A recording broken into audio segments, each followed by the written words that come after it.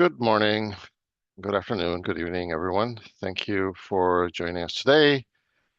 This is a webinar from the Industry Network Technology Council. My name is Alvaro Retana. I am the chair of the Board of Trustees of INTC. Today, it is my pleasure to be introducing Nalini Elkins, who you can see on the camera here. She is the founder and current COO of the Industry Network Technology Council. Our vision at INTC is to bring enterprises, academia, government organizations together to promote education and research on current and evolving internet standards in a vendor-neutral environment. We partner relatively close, or very close actually, with the India Internet Engineering Society.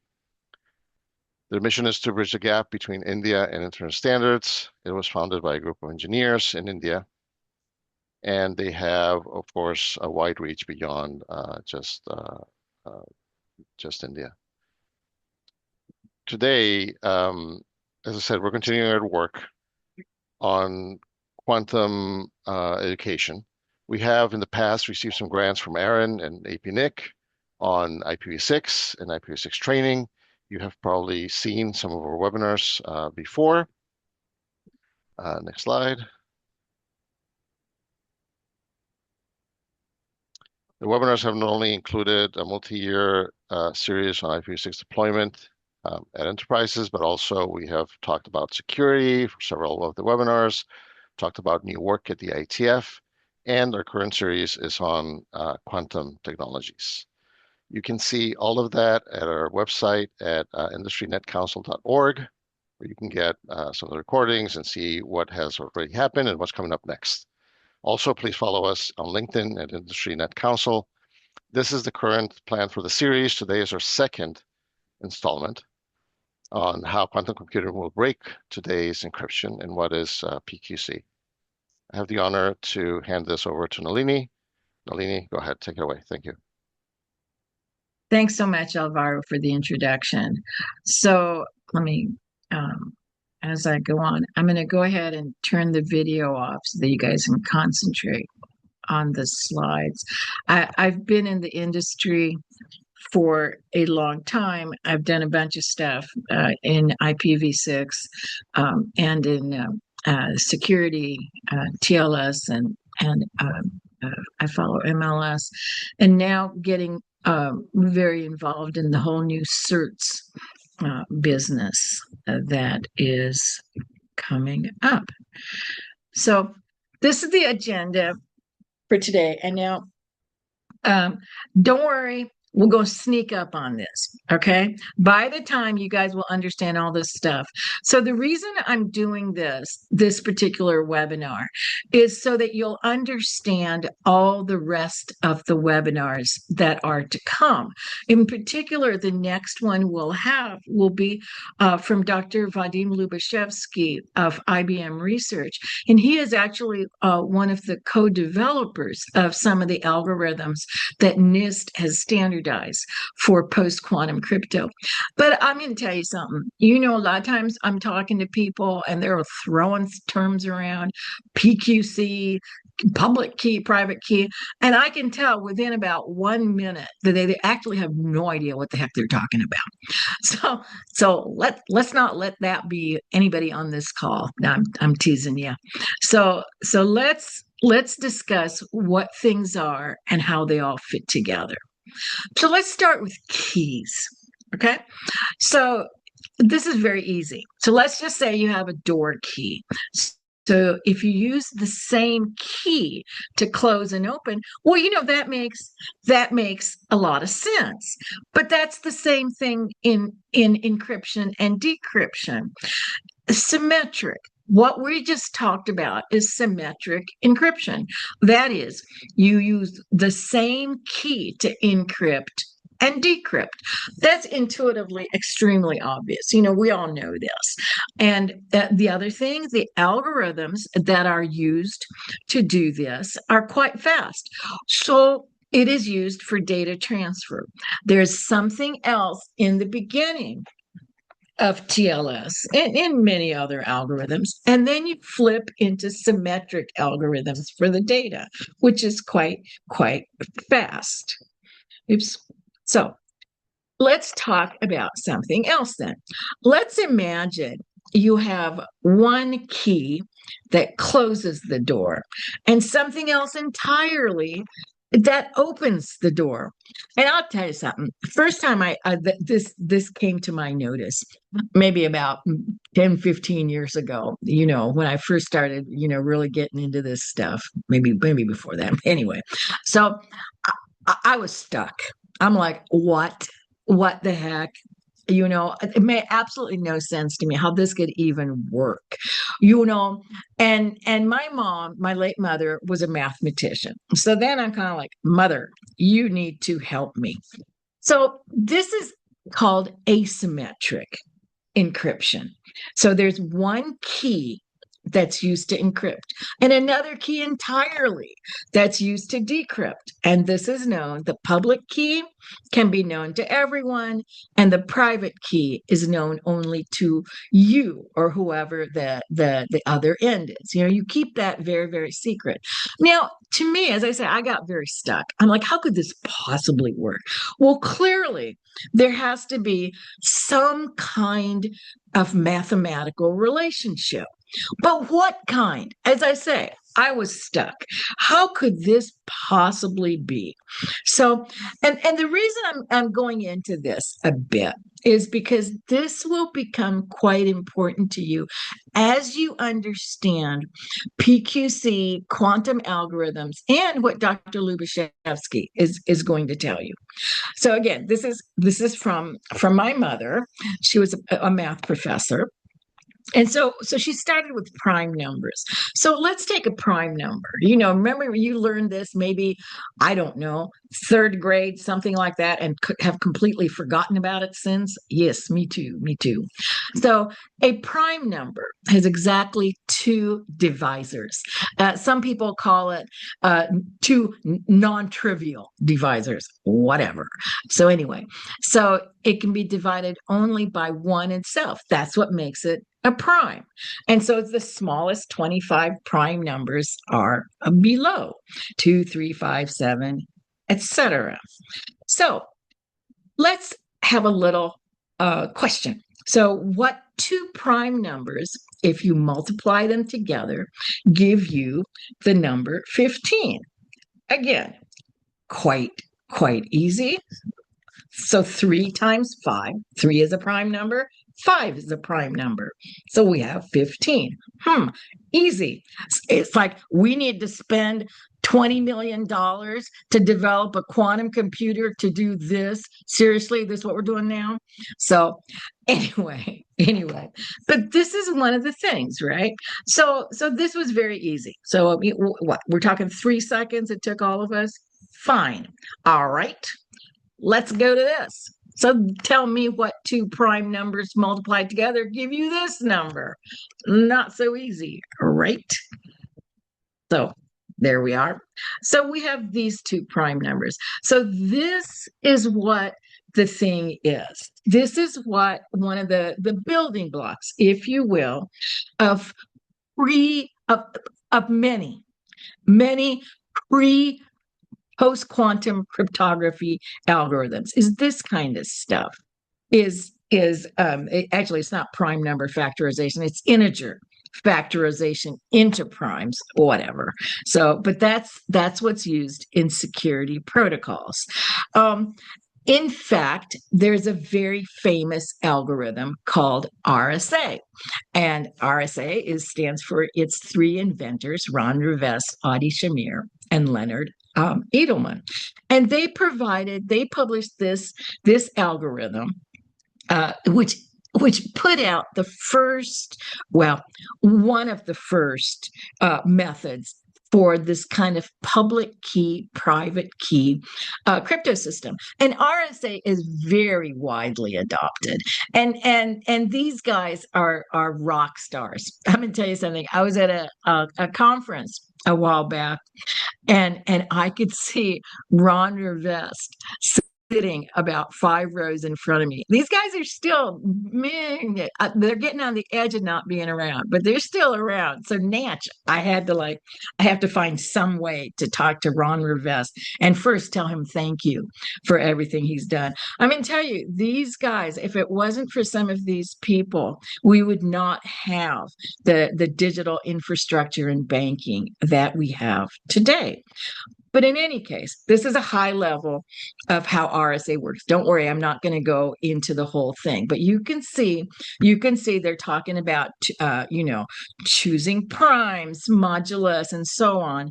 That's, anyway, there's a, let's put it the way that there are these kinds of things are used to make public key, private key encryption. And it works. Clearly, these kind of formulas work. And this is one of the great advances, one of the great advances that made it possible to do banking, everything else that we do. And RSA relies on that fact. The thing that we just talked about is that there's no efficient algorithm in classical computing that can do just what we said. There are algorithms non-efficient.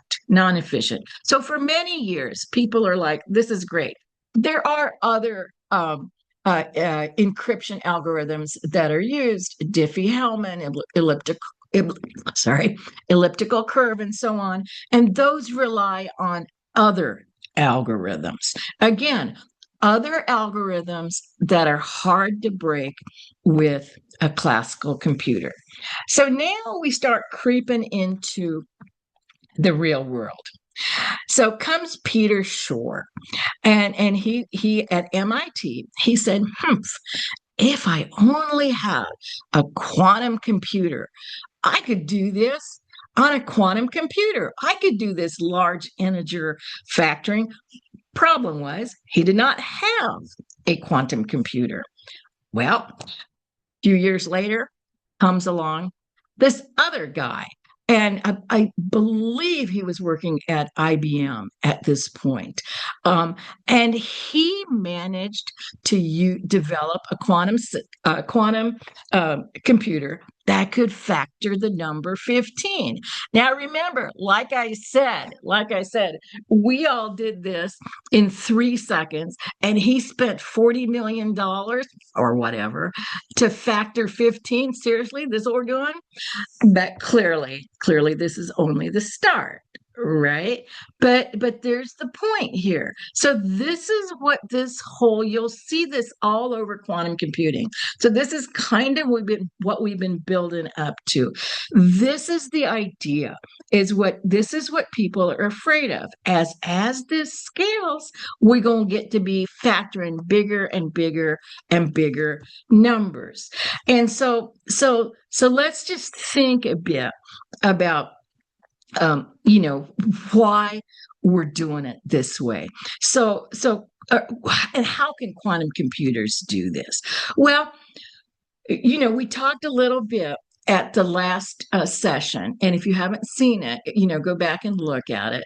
So quantum computers don't just have ones and zeros; they have quite a few states in between, and they do all kinds of things like superposition and quantum entanglement, which allow us to do many things that classical computers cannot do. For example, for certain kinds of problems, in particular, certain kinds, not all kinds, certain kinds of search, in particular, unordered data sets, optimization, simulation problems, and mathematical problems, which is exactly what we're talking about today. Things like integer factorization or discrete log kinds of problems. Quantum computers can do this much faster, much faster. And That's what people are afraid of. And so, what people are talking about is when you get a quantum computer, which is powerful enough to break the kind of public key encryption we use today, a lot of people are saying if we don't do something now, essentially game over, right? Game over. People can see your bank account, your health data, everything else. And I have a little slide coming up ahead about what kind of things people are really talking about as sensitive information. And what people are calling such a computer is a cryptographically relevant quantum computer, or CRQC. And now the dates for when such, hang on, I have some stuff coming up about government mandates, but let's talk a tiny bit about when is this all going to happen. Well, things vary, and I'll show, or estimates vary. I'll show you what the government mandates are from various governments in a bit, but behind the scenes, and what I mean by internal discussions, both in the quantum and post crypto community, as well as discussions, behind the scenes with people like Google, Netscape, Firefox, etc., and the CAs. Some people, it varies between 2029. Some people think 2028. Google, I believe, has come out publicly, said 2029. Whatever. Uh, Go now. Learn now about this. And so I'm going to concentrate now on one thing, which is the transport layer security protocol. And the reason I'm concentrating on this is the most widely used security protocol in the world. So when you go to your bank and you see the little lock, and this is for the non-technical folks, or SSL, TLS, as a lot of the engineers know it as. This is what we're talking about. It was developed at Netscape and standardized at the IETF. It still is standardized clearly at the IETF. And I'll tell you some of the stuff going on today with TLS. And activity has been going on.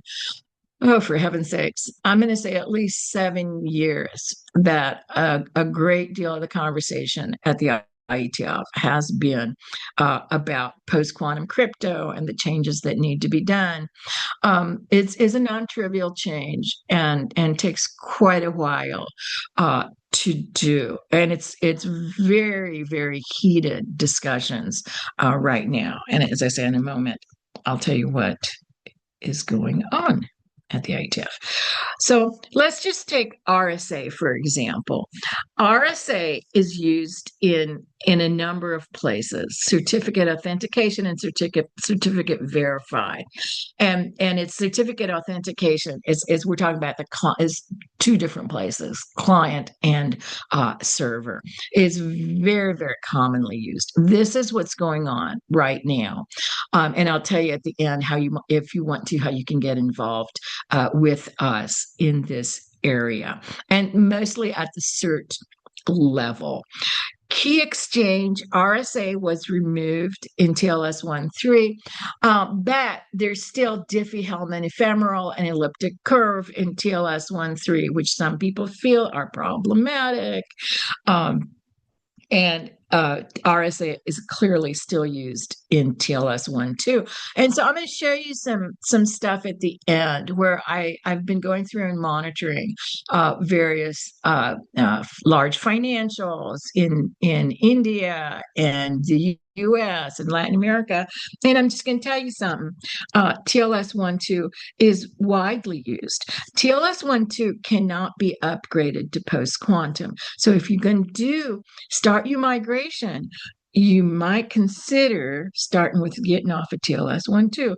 And now, okay, I don't want to get into a huge argument about TLS 1.2 versus TLS 1.3. I spent 2 years of my life in that argument, and that argument has been resolved. I mean, I'm not saying I agree. I'm just saying it's over. Okay, we've moved on. So anyway, So here's a little bit of the history uh, of SSL and TLS. There's multiple versions of both. It was developed at Netscape and then brought into the IETF, where it was renamed to TLS. And TLS 1.2 was standardized in 2008. TLS 1.0 is deprecated. TLS 1 is deprecated. TLS 1.2 is what's called frozen. That means that no post quantum crypto will go on to it. Right now, we have TLS 1.3, and TLS 1.3 is what is being changed for post quantum crypto. So let's look at some government mandates on uh, uh, for various countries. So we have Executive Order 14412 from the United States, and that is saying that you need to do PQC key establishment, your key management algorithms by 2030 and digital signatures by 2031. And, people are being nervous about digital signatures. Digital signatures they're in many places.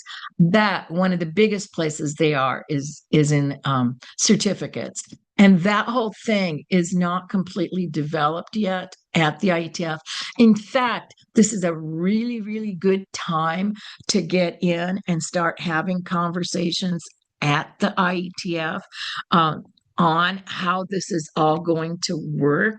And I'll show you at the end how you can get involved in it, because it will change how enterprises handle digital signatures. And there's other things going on, is cryptographic inventories, the C bombs, federal contractors need to be PQC compliant. The questions going on in the industry are, what exactly, how do you prove that you're PQC compliant? Right. And where's the funding for all this? As I say, behind the scenes, this is all coming out. My personal opinion is that it could be more aggressive, that you should probably be going a little bit sooner. But hey, there we are. Nobody asking me. So um, here we are for a number of other states, for a number of other folks, the EU, United Kingdom, Canada, Australia, many, many folks have, I think, just about every country I know, maybe not every, but many, many, many countries, many regions have guidance to do PQC. And it's happening. It is actually happening.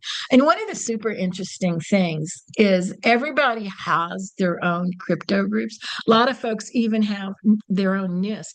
NIST stands for the National Institute of Standards and Technology.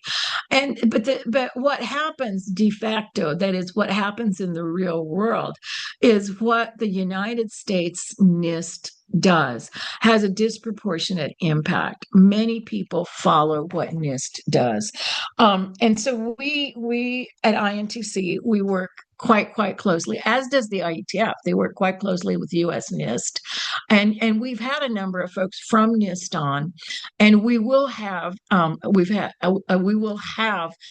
more in this series. In fact, Bill Newhouse, who's the lead of the PQC migration at NIST, he will be speaking in a bit, I think 2 or 3 sessions down, about what we should, what enterprises should be thinking of. And and they have a great forum on this whole topic. So what has been happening at IETF and NIST for the last 7 or 8 years is algorithms for post quantum crypto are developed. That is, algorithms which a quantum computers cannot break, things that are hard, for a quantum computer. Quantum computers aren't magic.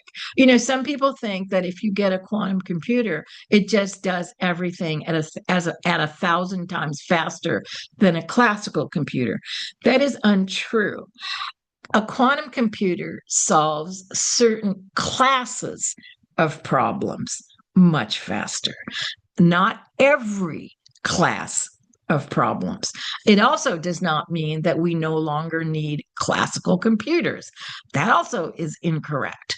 Nalini's opinion is that soon, by soon, I mean in the next 4 or 5 years, what we will start seeing are hybrid. We'll start seeing hybrid classical quantum computers where you'll dip in and out. When you need to solve a certain kind of problem, you'll go head over to the quantum engine, you'll come back and you'll do classical, and so on. I started doing a little bit of exploration and programming in quantum, and I did enough, so I'm like, okay, I see where this is going, and I see how we're going to have to do this. What I will say, again, my opinion, this kind of hybrid computing will have transformational impacts on just about everything, including protocols, protocol development, and so on. As you can see, there's certain kinds of routing problems or certain kind of things which people call combinatorial explosion type problems that may well be within the reach of a hybrid system to solve. Lots of arguments are being had at IETF and NIST. Some have more merit than others, but join the conversation. It's public, it's open. Join the TLS mailing list. Start lurking, seeing what's going on. As I say, some conversations are more interesting than others. So, what is this post-quantum cryptography? Well, like I said, we need some new algorithms. And in particular, we need algorithms that are hard for quantum computers to solve. And the things that we used to rely on, the mathematical formulas that we used to do, integer factorization or DLP for Diffie-Hellman, or certain other kinds of things for elliptical curve, we can't do that anymore. So NIST, US NIST, held a series of bake-offs. And one of the things that was chosen is ML-Chem, and that was in FIPS 203, I believe. And like I said, I'm very happy that we will be having Dr. Vadim Lubashevsky at the very next session. He is one of the co-developers of both ML-Chem and MLDSA. Ask him whatever you want, and it's based on the original Crystal's Kyber algorithm, and there's 3 different levels of it: 512, 768, and 1024. And what you see mostly in the wild is 768. That's what you usually see is ML-Chem 768. And the idea is that we want to start doing this now because what people are talking about is this: harvest now, decrypt later, or HNDL. You'll see this all over the place. And so what people are doing, these are bad actors, or whoever wants to, I suppose, let me not call them names. Anyway, people are collecting network traces. And what they're doing is storing them away. Now, you better be having some terabytes of data or whatever's after terabytes, because network traces, I mean, it just adds up. Because what people are saying is like, well, I tell you something, I bet you everything, or a lot, I bet you a lot. People are not using these post-quantum crypto things. I bet you people are using RSA or one of the other things. And as you will see, they are correct. And then they just wait until there's a powerful enough quantum computer, and either they have it Or, as I suspect, there's going to be people who are like, break your encryption as a service. Why not? Right? There's a business model for you. Anyway, do not get me started. So there's all kind of sensitive information, and as I say, I'm not. Some of this is ephemeral, meaning it's going to be passed real quick. Others, it's going to be interesting for many, many years to come. Let's say, like whoever, like your congressperson's psychiatric history or whatever. A lot of people are interested in that. Elections information. There's people who want to know this for many, many years to come. So, um, so there's how is all this ML Chem stuff implemented in TLS itself? So what you have is a two-part thing. What people are suggesting is you do a hybrid key exchange. That is, you do your secrets using one part classical elliptic curve, and the other part ML Chem. So if one side has a problem, then the other side can take over. And so there's some new named groups. So now what I'm going to say too. So guys, this was intro two. Okay, everything I'm saying is intro two. If you guys are gluttons for punishment, I can go through and do an entire TLS handshake. How does that work? Hybrid, and of course, spout some more about Nalini's opinions on how this should be used, because in enterprise topologies, this is quite a bit more complex. For example, what if you offer this and you are going to your disaster recovery center, which is not using this? And so then you're going to break your connection, or do you have a fallback? Just exactly how do you implement this? Implementing this at scale at large enterprises is non-trivial. Again, drop me a note, put it in the chat. I'm happy to do more sessions on this. So MLDSA, NIST standardized it in FIPS 204, again, based on the same crystals algorithm developed, I believe, initially at IBM Research. And this is used for digital signatures. Digital signatures are used for more than certificates, but let's just stick to certificates. That's what we know them as. And I will be doing a talk at the next IETF on exactly how we expect these to grow based on real traffic, not just projections. I mean, the projections, it's an estimate based on real traffic. That is, it's not just lab of what we think someone might have. This is what enterprises actually do have. You can't buy an MLDSA cert today. There are other algorithms. You can't buy though. You can't buy anything today. We are still working on this. Now, I'm just going to take one quick aside, and I'm happy to do an entire session on this whole area if you guys like, because what is happening is that because the cert gets very, very big, what a lot of people, by a lot of people, I mean like the browser vendors and so on, and in fact, in particular, Google has been leading an effort for the past 5 years for what's called Merkle tree certs. That is, that you put the certs somewhere else and you put the hash of the tree. It's cryptographically defensible to do this. And what it does is that it saves you from transmitting huge, huge certificates in the handshake. There's a problem though, is that the certificate is used by large enterprises for much more than just the TLS handshake.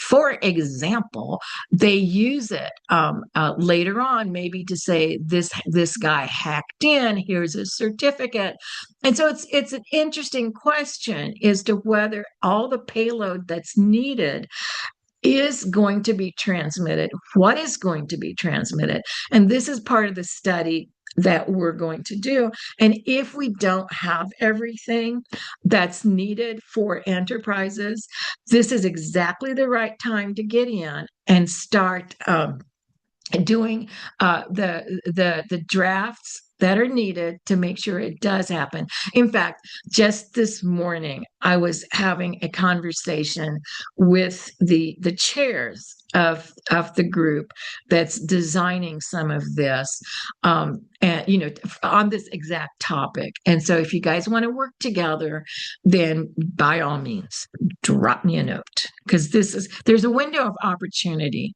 which is probably the next 6 months. After that, it becomes much harder to change. So, a lot of things need to change. It's a darn good thing that we have up until 2030 or 2031, because it's going to take a lot longer, actually. I'm sort of teasing, but not exactly teasing at all. There's a lot that's needed, and only some is done. We need IETF to do things, but we need a lot of other people. NIST has already done most of the work they're doing. They're doing more stuff. So NIST, I'm going to say, NIST is really not on the hook for a lot. Again, my opinion. Others think they are, but whatever. IETF is the hotbed right now. But things such as OpenSSL, Bouncy Castle, the crypto libraries need to change. Crypto libraries in Java, C, whatever the runtimes are, need to change. And in fact, we will have one of the lead developers of OpenSSL speaking to us as well as the guy who's one of the leads, the chairs of the IETF group. I believe he's co-chair of TLS right now, which is doing this. He'll be speaking on digital certificates. But some of the stuff underneath that we're not thinking about is like drivers. In fact, when I was doing some of my testing, I can see that there's one of the large databases which doesn't even have a PQC compatible driver. And so, how are you going to migrate your database if there's no driver? So, anyway, join the conversation. So, this is some of the monitoring that I've been doing. Remember, I said that TLS 1.2 cannot be migrated to post-quantum crypto named groups, cryptography. Let's just call it PQC cryptography. And so I monitored the financials horizontally. That is, I monitored financials in the United States, Latin America, and India. And you can see that like 7% of the US financials are doing TLS 1.2 only. They're doing TLS 1.2 only. And some are even doing TLS 1.1, which is deprecated, and TLS 1.2. Again, not a great idea. And then the internet section. This is people such as the Googles, Amazon, Netflix of the world. And what they have to do, they have a particular problem. They need to be backward compatible. That is, they need to have support for people who have very very low level, very outdated equipment. So many of them support TLS 1.1, 1.2, and 1.3. And many of them support post-quantum. You'll see that coming up next. And then I did it vertically. I took the healthcare sector, for example, and I did hospitals, healthcare, government, and health insurance. And you can see, for example, that 23% of the healthcare insurance folks are using TLS 1, 2 only. Now, again, this is only measuring web servers. This is not measuring email servers. This is not measuring inside the enterprise. Those are all very different questions. Um, but this is what we have. This is what we have. Let's go down here. Let's look at PQC adoption then. And you can see if you go over to the internet, folks, oh, you'll see, oh, heck, a ton of them. 63% are using PQC hybrid TLS handshakes. I mean, that's great. But then you start seeing some of the other folks who are not so far ahead. You see, in fact, one of the surprising findings that I can see is Latin America.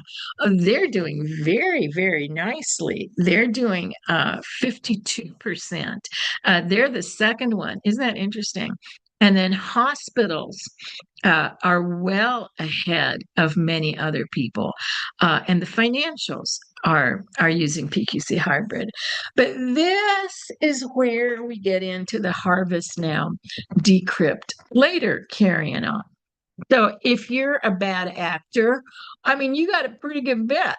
You got a pretty good bet that whatever data that you're squirreling away is going to be using an algorithm that can be broken.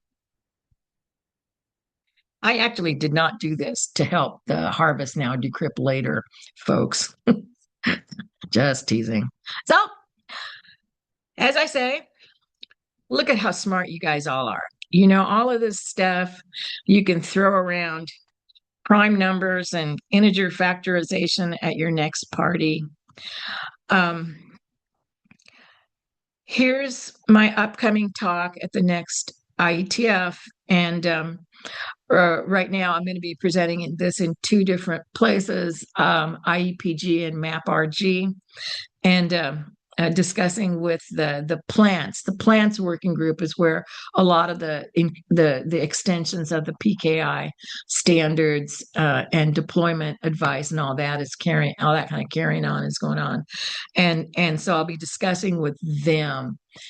Extending these kind of studies and talking about how it impacts certs and whether we need to have different standards put in. If you want to, you can join remotely, get a free waiver. Easy enough to do. At INTC, one of the things we're discussing is setting up some public test points for PQC. Google just this morning, I got a notification that they've put in some new Merkle tree certs stuff that may be available for the public to test with. Yeah, send me a note. Send me a note either at Industry Net Council or my private email if you want to help. As I say, I feel like there's real good interest in at least with plants and some of the other folks at IETF in collaboration. So let me turn it over to Alvaro. Thank you, Nalini. Very, very interesting. So again, just to remind everyone, this is just the second installment in our quantum series.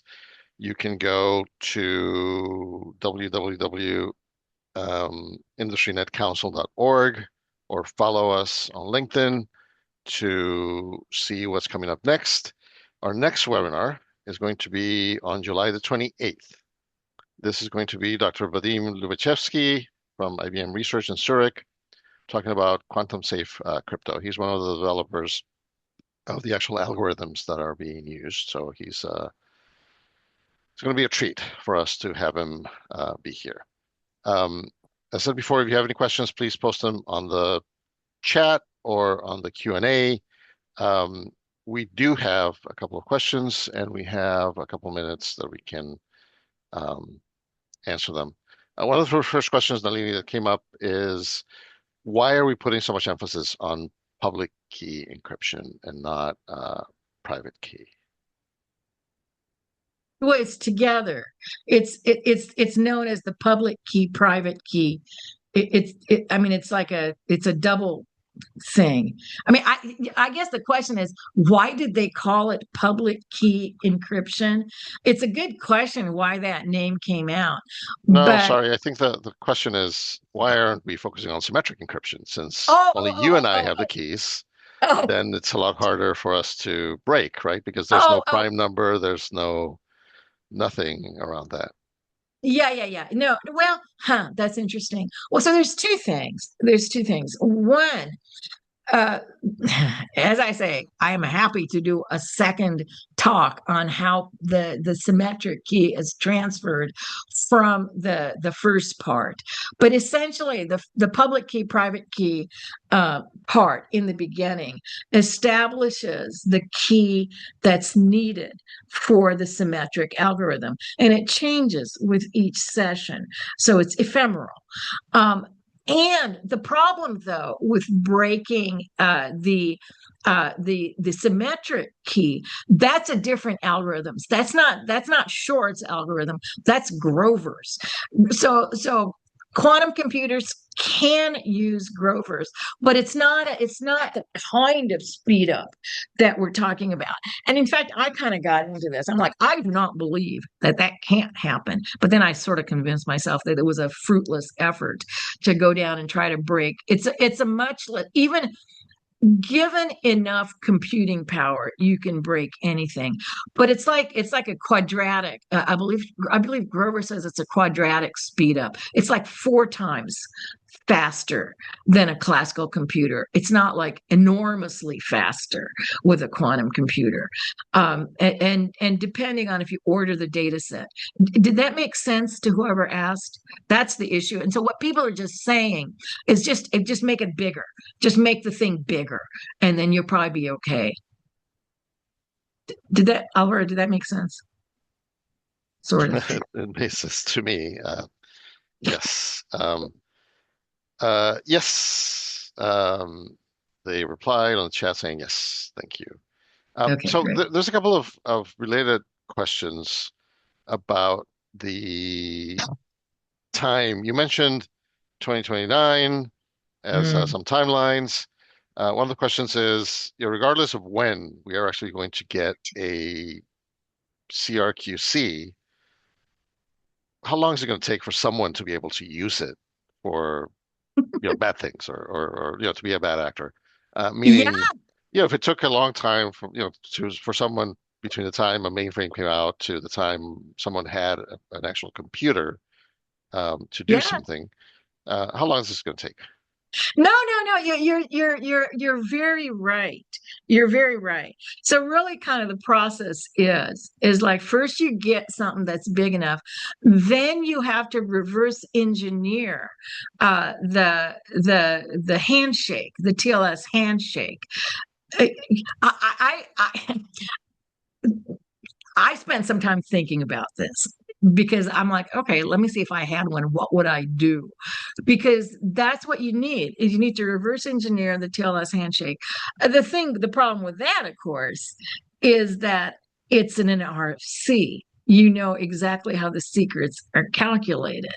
And I'm not saying it's trivially doable, but it's quite doable. If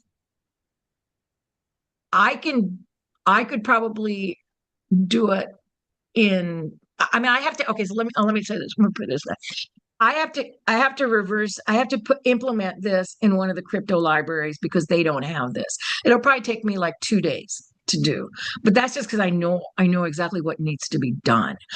Um, what I would have, but it's not a huge problem at all. Not at all. If you know what you're doing, it's in the order of days to do it in a classical computer. What then you have to do is say, okay, where I'm doing this in classical, I have to use Shor's algorithm. Again, again, by the time, let's say that whoever is a bad actor has been bringing themselves up to date on quantum computing. And believe me, there's tons of people who make stuff available. A lot of the research labs, certainly in the US, IBM, you just say, I have a need to do this, this, this, and this. This is my proposal. And they're like, here you go, knock yourself out, use it for free. And so you've been getting yourself up to date. And one of the first things that you'll see implemented on these things is here's an example of Shor's algorithm. Okay, great. You already did that for me. So you just figure out how to do it. Nalini's opinion, again, take it for what it's worth, is if if I had a quantum computer, it would probably take me a week.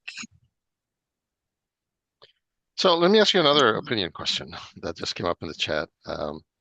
Given that there are so many technical challenges right now with quantum computing, we haven't been able to scale yet, high error rates, etc. Is this promise of breaking modern cryptography real, or is this hype? So again, Nolini's opinion only is something's going on behind the scenes. Something's going on behind the scenes. Somebody's smelling something. So there's a few. Okay, so let me I'll just a few things I can think, as I said, a few things that are trivially thinkable, and in fact are some people's entire business models. So okay, it's hard to scale a quantum computer going vertically, going from 10 to 20 to 30 vertically. All right, we go horizontally, we make a grid, let's say, and this is actually, as I say, trivially thinkable, right? So in fact, that is the business model for quite a few people. I was just on a talk, this quantum and AI guy, and I'm going to see if I can get him to speak. He is saying he's the first person that I've heard saying 2028. And what he is doing, or his company, is merging quantum and AI. And he is a great talk, because one of the things he showed is how using them together, you can solve mathematical problems that remain unsolved. That's very interesting to do. Again, if I can think of this stuff trivially, what you think people who are in the area and living this world can think of. One of the super interesting things that I've heard is space, because one of the things with quantum, the super interesting. I like having interesting conversations. That's why I go to the IETF. But one of the other interesting conversations are in the quantum area with the physicists, because they need what the physics is that you need entropy. You need a huge amount of entropy for this kind of stuff, randomness, and you need a super cooled environment. Well, where is there real cold stuff? The moon, space. It's a very interesting set of conversations that are being had. Again, this is my opinion only. But if you wanted my opinion, this is my opinion. I would, it's not going, I tell you, the older I get, a little bit more risk averse, right? I mean, I have a tech startup, right? I like high risk, but I do get insurance. It's not going to hurt you It's not going to hurt you to do post quantum crypto, and it may help you. And I don't think people just monkey see, monkey do. They say one government going, so they go, oh, I better go too. I have a feeling that things are moving very quickly. I have nothing to base that on. Nothing to base it on. It's just a smell. And I could be 100% completely wrong. Yes, thank you. Someone just posted a link to the Quantum Village, which seems like an interesting thing on things that are happening right now. So take a look at the chat for anyone who's connected here. One last question. Um, Given that this is happening, what should enterprises be doing to prepare, and Yes. when should they start? Or maybe the question is, when should have they started already? Yeah. Yesterday. Yesterday. They should have started yesterday. What enterprises should do, one, come to things like this. So I gotta tell you something. A lot of enterprises already started. I'm going to tell you something. If you ain't in this, if you're still using TLS 1.2, I'd get out now. And you can see a lot of people all over the world still doing PQC, and all this, and doing this kind of stuff. But start taking a look, start really understanding what's going on. I have plenty opinions. They free, right? A lot of people think you should do cryptographic inventory. Sure, sure. It is a lot that it's a lot harder than you think. A lot harder than you think. And then what's configured may not be what's being used. It's a lot harder than you think. One of the things, and this is a little bit of a lead in to promoting INTC again, which this is something we've been talking about for quite a bit, is what we would like to do at INTC is kind of come out with a roadmap. Um, because this is exactly why, because a lot of people are asking us is what should people be doing, and there's no real guidance. I fought at IETF for a while to try to get what's called a BCP, best current practice, and people really felt that we couldn't come to a consensus on that. Probably true, probably true. And so it may be that our nonprofit here, this Industry Net Council, we're a nonprofit. As you see, we do everything for free. And if you should feel moved to contribute, by all means, please do so. We are a 501(c)(3). um, and if you want to join us, and send me, Alvaro, any of us a note, because I think a technical roadmap based on exactly, where are you now? What are the things you should be thinking of? And like, what's the highest priority? My opinion, highest priority is internet facing. Your email server, your web server, make sure you don't have some of that. But then I know inside, a lot of the folks I know, a lot of the financials, um, uh, healthcare, there you have insider attack, and so even inside their enterprise, they are encrypted. But again, join us. We don't want to do this kind of thing in a vacuum. If you think it's valuable, send us a note. If you want to help us write it, if you want to review it, send us a note. Yeah. Again, did I answer that question? Yes, thank you so much. And we're about at time. Thank you everyone for being here today. You can see our website on the screen, industry.netcouncil.org. You can follow us on LinkedIn at Industry Net Council as well. And you can find there the list of the next crypto-related, quantum-related webinars. Or as Nalini said, if you want to work with us, participate, if you have other opinions, please let us know. Our email Yes. is on the screen. Thank you so much. Thank you guys so much. Bye.